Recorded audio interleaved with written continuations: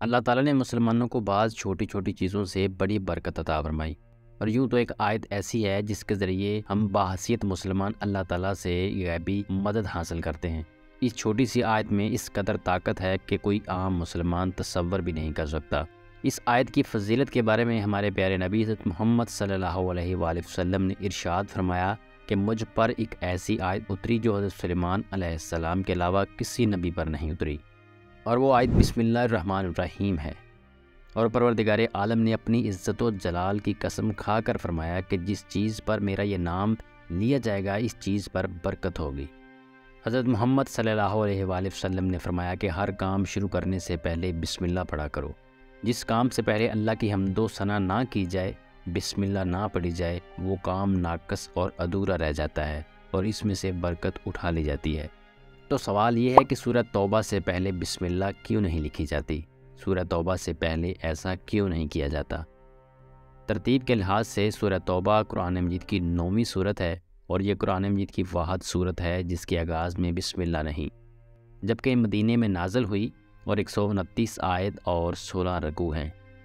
یہ سورت 2 ناموں سے مشہور ہیں، ایک التوبہ، دوسرا البارات۔ توبہ اس لحاظ سے کہ اس میں ایک جگہ بعض اہل ایمان کے قصوروں کی معافی کا ذکر ہے، اور برات اس لحاظ سے کہ اس کے آغاز میں مشرکین سے بری الذمہ ہونے کا اعلان ہے۔ سورہ توبہ کے آغاز میں بسم اللہ نہ لکھنے کی 2 رائے بتائی جاتی ہیں۔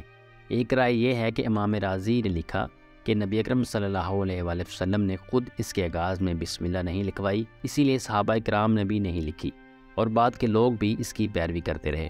قرآن مجید کی تمام صورتوں کی ترتیب خود حضور اکرم صلی اللہ علیہ وآلہ وسلم نے ماں سوائے سورہ انفال کے اور سورہ توبہ کے، اور سورۃ الانفال کو سورہ اعراف کے بعد اور سورہ توبہ سے پہلے حضرت عثمان غنی رضی اللہ تعالیٰ عنہ نے اپنے اجتہاد سے رکھا۔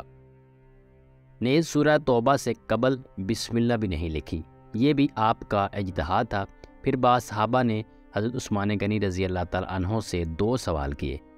جس پر حضرت ابن عباس رضی اللہ تعالیٰ عنہ نے 2 سوال حضرت عثمان سے پوچھے، ایک سورۃ الاعراف اور سورۃ توبہ کی آیت کے متعلق، اور دوسرا ہر سورت سے پہلے بسم اللہ ہے تو سورۃ توبہ سے قبل کیوں نہیں لکھی؟ تو حضرت عثمان غنی رضی اللہ تعالیٰ عنہ نے ارشاد فرمایا کہ رسول اللہ صلی اللہ علیہ وآلہ وسلم پر ایک زمانے تک لمبی لمبی صورتیں نازل ہوتی تھی، اور جب پھر آپ صلی اللہ علیہ وآلہ وسلم پر کوئی آیت نازل ہوتی تو آپ فرماتے کہ اس آیت کو فلاں نام کی صورت میں لکھ دو۔ اور سورۃ الانفال مدینے کے شروعات کے دنوں میں نازل ہوئی، اور سورۃ البارات یعنی کہ سورہ توبہ قرآن کے آخر میں نازل ہوئی، اور سورہ توبہ کا قصہ انفال کے قصے سے مشابہ رکھتا ہے۔ پس میں نے گمان کیا کہ سورۃ البارات انفال کا جز ہے، اور رسول اکرم صلی اللہ علیہ وآلہ وسلم وصال فرما گئے تھے، اور انہوں نے ہم سے یہ نہیں بیان فرمایا کہ سورہ توبہ سورہ انفال کا جز ہے، پس اسی وجہ سے میں نے ان دونوں صورتوں کو ملا کر رکھا، میں نے ان کے درمیان بسم اللہ کی سطر نہیں لکھی۔ جبکہ دوسری طرف کچھ علماء یہ مثال دیتے ہیں کہ اگر کوئی چور بازار میں سے آپ سے پرس چرا کر بھاگ جاتا ہے تو آپ جب اس کو پکڑیں گے تو آپ یہ نہیں کہیں گے کہ بسم اللہ الرحمن الرحیم، یا یہ نہیں کہیں گے کہ السلام علیکم، آپ نے میرا بٹوا چرایا ہے اس لیے آپ کو چھوڑوں گا نہیں، بلکہ آپ ڈائریکٹ چور سے کہیں گے کہ تم نے میرا پرس چرایا ہے، میں تجھے نہیں چھوڑوں گا۔ اسی طرح قرآن مجید فرقان حمید کی سورہ توبہ کے ابتدا میں بسم اللہ نہیں، کیونکہ اللہ تعالیٰ ڈائریکٹ کافروں سے مخاطب ہے، اور غصے میں وہ وقت یاد دلاتا ہے جب کافروں نے جنگ بندی کا معاہدہ توڑا تھا۔ دراصل سورہ توبہ کا موضوع اللہ تعالیٰ کا عرب کے مشرکین اور یہود و نصارہ پر عذاب ہے۔